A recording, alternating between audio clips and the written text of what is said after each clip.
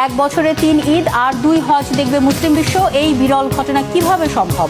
এক বছরে ৩ বার ঈদের আনন্দ আর ২ বার হজের পবিত্রতা। শুনতে অবিশ্বাস্য মনে হলেও এমনই হতে যাচ্ছে বাস্তবে। জ্যোতির্বিজ্ঞানের হিসাবে ২০৩৯ সালে মুসলিম বিশ্ব দেখবে এক অনন্য ধর্মীয় অধ্যায়। চাঁদের ক্যালেন্ডার আর সূর্যের ক্যালেন্ডারের মধ্যে কি এমন পার্থক্য তৈরি হবে?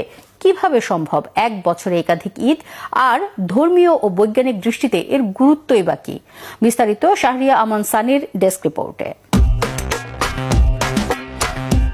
বিশ্বের মুসলমানরা একই ইংরেজি বছরে ৩ বার ঈদ উদযাপন এবং ২ বার হজ পালনের বিরল অভিজ্ঞতা পেতে যাচ্ছেন। জ্যোতির্বিজ্ঞানের হিসাব অনুযায়ী ২০৩৯ সালের একই বছরে ২টি ঈদুল আজহা, একটি ঈদুল ফিতর ও ২টি হজ পালন করবেন মুসলিমরা। সব মিলিয়ে সে বছর ৩টি ঈদ পালিত হবে। এই ঘটনাটি ঘটবে হিজরি চন্দ্রবর্ষ এবং গ্রেগরিয়ান সৌরবর্ষের স্বাভাবিক ব্যবধানের কারণে।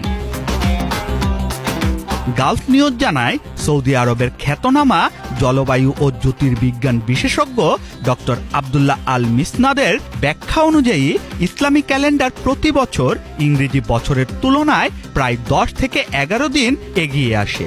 আর এই সামান্য ব্যবধানই সময়কে এনে দেয় এক অভাবনীয় মোড়। ২০৩৯ সালের ৬ জানুয়ারি পালিত হবে প্রথম ঈদুল আজহা। এটি হবে হিজরি ১৪৬০ সনের ১০ জিলহজ, পবিত্র হজের সমাপ্তি দিন, কোরবানির ঈদ। কিন্তু এখানেই শেষ নয়। এর প্রায় ১ বছর পর একই ইংরেজি বছরের মধ্যেই চন্দ্রবর্ষ পূর্ণ করবে আরেকটি চক্র। ফলে ২০৩৯ সালের ২৬ ডিসেম্বর আবারও শেষ হবে হজ মৌসুম এবং পালিত হবে দ্বিতীয় ঈদুল আজহা, হিজরি ১৪৬১ সনের ১০ জিলহজ। অর্থাৎ একই বছরে ২টি পৃথক হজ এবং ২টি ঈদুল আজহা। ইতিহাসে যা অত্যন্ত বিরল। আরও তাৎপর্যপূর্ণ বিষয় হচ্ছে, এই ২ ঈদের আগে ২টি পৃথক আরাফার দিন পালিত হবে। আরাফার দিন হলো হজের হৃদয়, যেদিন লাখো হাজির দোয়া আর ইবাদত আরাফাতের ময়দানের আকাশ ছুঁয়ে দেয়। এই ২ ঈদুল আজহার মাঝখানে ২০৩৯ সালের ১৯ অক্টোবর পালিত হওয়ার সম্ভাবনা রয়েছে ঈদুল ফিতর। ফলে রোজা, তারাবি, হজ, কোরবানি, ঈদের নামাজ আর আনন্দ সব মিলিয়ে একই বছরে ৩টি ঈদ। এ যেন এক অনন্য ধর্মীয় চক্র।